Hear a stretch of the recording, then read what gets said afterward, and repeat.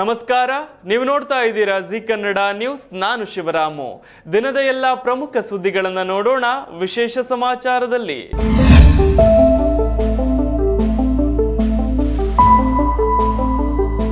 Operation ಸಿಂಧೂರ, ಭಾರತೀಯ ಮಹಿಳೆಯರ ಕುಂಕುಮ ಅಳಿಸಿದ ಪರಮ ಪಾಪಿಗಳ ಸರ್ವನಾಶಕ್ಕೆ ಭಾರತೀಯ ಸೇನೆ ಶಸ್ತ್ರ ಹಿಡಿದು ರಣಕಹಳೆ ಮೊಳಗಿಸಿದೆ.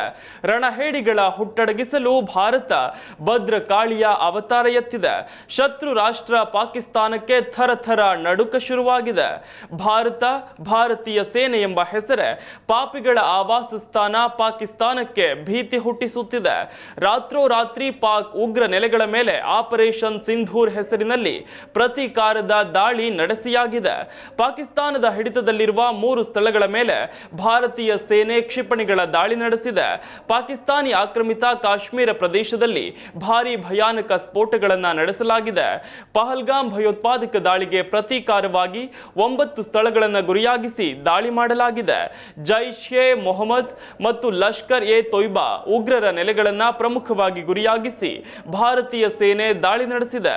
ಭಯೋತ್ಪಾದಕರ ಅನೇಕ ಅಡಗು ತಾಣಗಳು ನಾಶವಾಗಿವೆ. ಸಿಂಧೂರ ಹಿಂದೂ ಮಹಿಳೆಯರ ಮುತ್ತೈದೆತನದ ಸಂಕೇತ. ಭಾರತೀಯ ಸಂಸ್ಕೃತಿಯಲ್ಲಿ ಶಕ್ತಿ, ರಕ್ಷಣೆ, ಸಮೃದ್ಧಿ, ಸೌಭಾಗ್ಯ, ಶಕ್ತಿ ದೇವತೆ ಪಾರ್ವತಿ, ದುರ್ಗಾ ಶಕ್ತಿಯ ಸಂಕೇತವಾಗಿದೆ. ಕಾಶ್ಮೀರದಲ್ಲಿ ನಡೆದ ಉಗ್ರ ದಾಳಿಯಲ್ಲಿ ಹಿಂದೂ ಪುರುಷರನ್ನ ಗುರಿಯಾಗಿಸಿಕೊಂಡು ಹತ್ಯೆ ನಡೆಸಲಾಗಿತ್ತು. ಮದುವೆಯಾಗಿ ವಾರವೂ ಕಳೆಯದ ನವವಧು ಸೇರಿ ಅನೇಕ ಮಹಿಳೆಯರ ಕುಂಕುಮವನ್ನ ಉಗ್ರರು ಅಳಿಸಿ ಹಾಕಿದ್ದರು. ಈಗ ನ್ಯಾಯ ದೊರೆತಿದೆ. ಆದರೆ ಇದಿನ್ನು ಆರಂಭ. ಪಾಪಿಸ್ತಾನಕ್ಕೆ ಇಷ್ಟು ಪಾಠ ಸಾಕಾಗದು. ಹೋಗಿ ಮೋದಿಗೆ ಹೇಳು ಅಂದಿದ್ರಲ್ಲ, ದುಷ್ಟ ಉಗ್ರರ ಇಲ್ಲಿ ಕೇಳಿ. ಮೋದಿಗೆ ಹೇಳಿ ಆಯಿತು. ಮೋದಿಗೆ ಹೇಳಿದ್ದಕ್ಕೆ ನಿಮ್ಮ ನಿರ್ನಾಮ ಆರಂಭವಾಗಿದೆ. ಆಪರೇಷನ್ ಸಿಂಧೂರ ಹೆಸರಿನಲ್ಲಿ ಅಮಾಯಕ ಭಾರತೀಯ ಮಹಿಳೆಯರ ಸಿಂಧೂರ ಕಸಿದ ಉಗ್ರರ ಸರ್ವನಾಶಕ್ಕೆ ಯುದ್ಧದ ಕಹಳೆ ಮೊಳಗಿದೆ. ನೋಡುವವರೆಗೂ ನೋಡಿ ಆಯಿತು, ಸಹಿಸಿಕೊಳ್ಳುವವರೆಗೂ ಸಹಿಸಿದ್ದು ಆಯಿತು.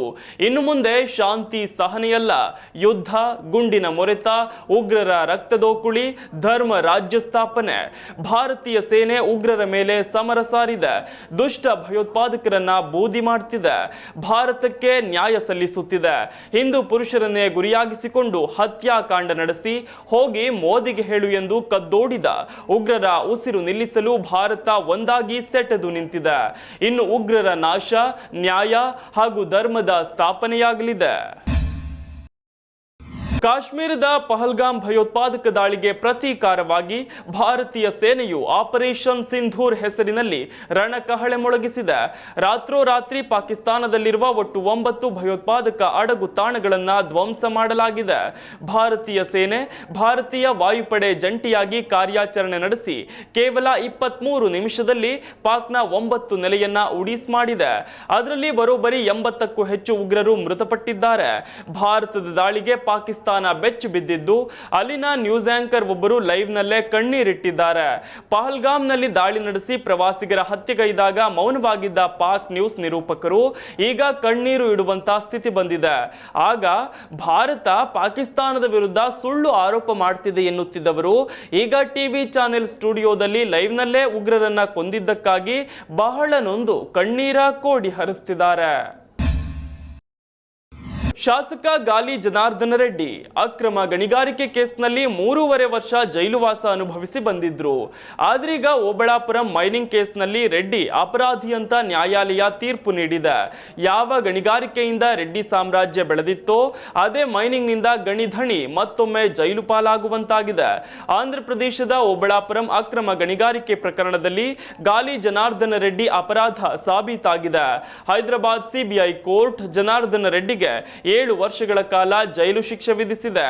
ರೆಡ್ಡಿ ಸೇರಿ 5ರನ್ನ ಸಿಬಿಐ ವಶಕ್ಕೆ ಪಡೆದು ಹೈದರಾಬಾದ್ನ ಚಂಚಲಗೂಡ ಜೈಲಿಗೆ ಶಿಫ್ಟ್ ಮಾಡಿದೆ. A1 Srinivas Reddy, A2 Gali Janardhan Reddy, A3 VD Rajagopal, A4 Obulapuram mining company, A7 Mehfooz Ali ಖಾನ್ಗೆ ಜೈಲೂಟ ಫಿಕ್ಸ್ ಆಗಿದೆ. ಆಂಧ್ರದಲ್ಲಿ ರಾಜಶೇಖರ ರೆಡ್ಡಿ ಸರ್ಕಾರ ಮತ್ತು ಕರ್ನಾಟಕದಲ್ಲಿ BS ಯಡಿಯೂರಪ್ಪ ಸರ್ಕಾರ ಇದ್ದಾಗ ಓಬಳಾಪುರಂ ಬೆಟ್ಟದಲ್ಲಿ ಅಕ್ರಮ ಅದಿರು ಅದಿರು ಗಣಿಗಾರಿಕೆ ನಡೆದಿರೋ ಆರೋಪ ಕೇಳಿ ಬಂದಿತ್ತು.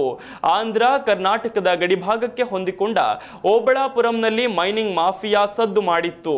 ಗಣಿಗಾರಿಕೆ ಮಂಜೂರಾತಿ ವೇಳೆ ಅರಣ್ಯ ಇಲಾಖೆ, ಗಣಿ ಇಲಾಖೆಯಿಂದ ಅಕ್ರಮವಾಗಿರುವ ಆರೋಪ ಕೇಳಿ ಬಂದಿತ್ತು. ಓಬಳಾಪುರಂ ಅಕ್ರಮ ಗಣಿಗಾರಿಕೆ ಪ್ರಕರಣದಲ್ಲಿ ಸುಮಾರು 884 ಕೋಟಿ ರೂಪಾಯಿ ಮೌಲ್ಯದ 29 ಲಕ್ಷ ಟನ್ ಅದಿರು ಲೂಟಿ ಮಾಡಿರುವ ಆರೋಪ ಕೇಳಿ ಬಂದಿತ್ತು.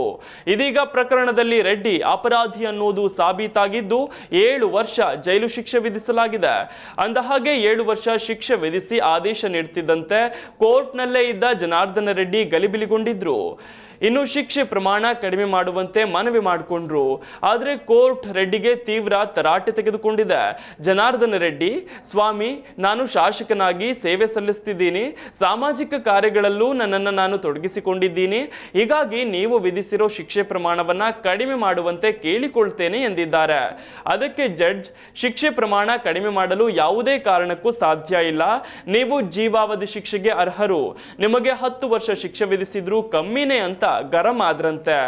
ಇನ್ನು ಗಣಿಯಿಂದಲೇ ಮೆರೆದು ಗಣಿಯಿಂದಲೇ ಸಾಮ್ರಾಜ್ಯ ಕಟ್ಟಿ ಗಣಿಯಿಂದಲೇ ಒಮ್ಮೆ ಜೈಲು ಸೇರಿ ಹೊರಬಂದಿದ್ದ ಗಣಿದಣಿ ಜನಾರ್ದನ ರೆಡ್ಡಿಗೆ ಮತ್ತೊಮ್ಮೆ ಚಂಚಲಗೂಡ ಜೈಲೂಟ ಫಿಕ್ಸ್ ಆಗಿದೆ. ಇದಿಷ್ಟು ಈವರೆಗಿನ ಪ್ರಮುಖ ಸುದ್ದಿ. ನೋಡ್ತಾ ಇರಿ ಜಿ ಕನ್ನಡ ನ್ಯೂಸ್, ಸತ್ಯವೇ ಸುದ್ದಿಯ ಜೀವಾಳ.